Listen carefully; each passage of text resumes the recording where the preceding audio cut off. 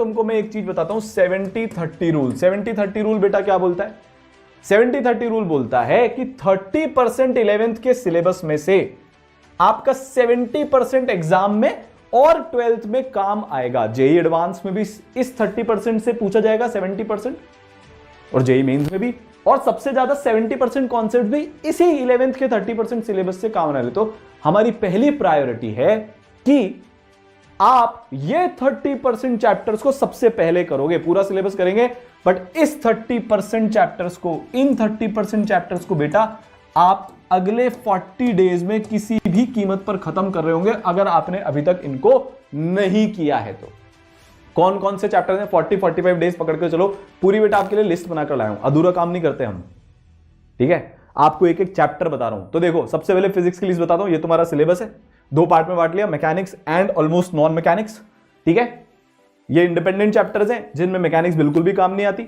अब इनमें से आपको प्रायोरिटी 1 में क्या पढ़ना है? जो 30% आपका पार्ट है वो बेटा ये सारे चैप्टर्स हैं जिनके आपके 12th में कॉन्सेप्ट्स काम आएंगे। Unit dimension, vector, kinematics 1D 2D, NLM, friction, circular, work पर एनर्जी, सेंटर ऑफ मास और रोटेशन।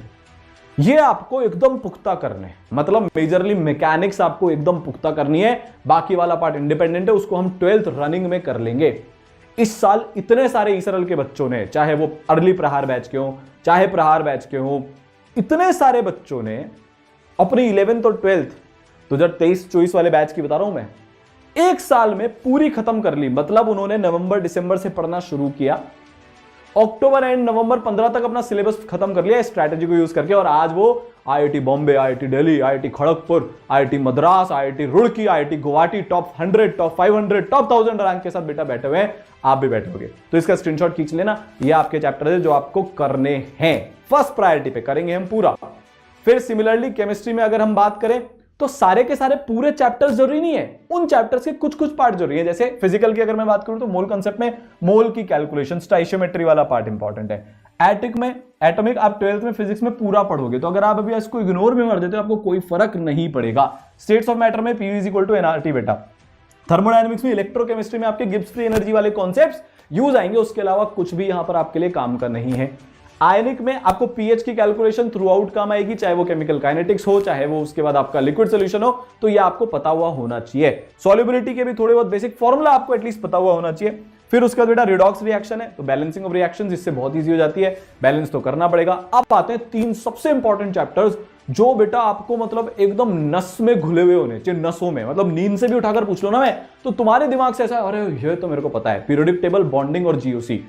अगर आपने जीओसी अभी नहीं किया, सबसे पहले जीओसी पे अटैक करना है, तो आपकी ऑर्गेनिक ऐसी उड़ेगी बेटा, ऐसी उड़ेगी, और ऑर्गेनिक आपका इतना काटेगी बेटा, उतना तो उसने भी नहीं काटा था तुम्हारा जितना बेटा जीओसी तुम्हारा काटेगा। सही बता रहा हूं मैं, जीओसी अगर तुमने नहीं किया तो भूल जाना। ऑर्गेनिक नहीं हुई तो सारा प्रेशर आ जाएगा फिजिकल इनऑर्गेनिक पे, उसमें कुछ गलत होगा तो कॉन्फिडेंस खत्म, तुम केमिस्ट्री पढ़ना छोड़ दोगे और तुम्हारा सिलेक्शन खत्म हो जाएगा।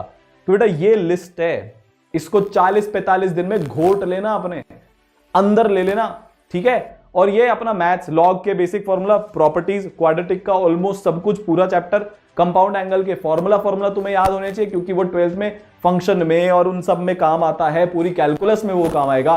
ट्रिग्नोमेट्रिक इक्वेशन उतना काम का नहीं है। पीएनसी प्रोबेबिलिटी में काम आएगा, तो उसके पहले कर सकते हो या भी कर सकते हो अगर टाइम है तो। कोऑर्डिनेट ज्योमेट्री बेटा वेक्टर 3D में काम आएगा।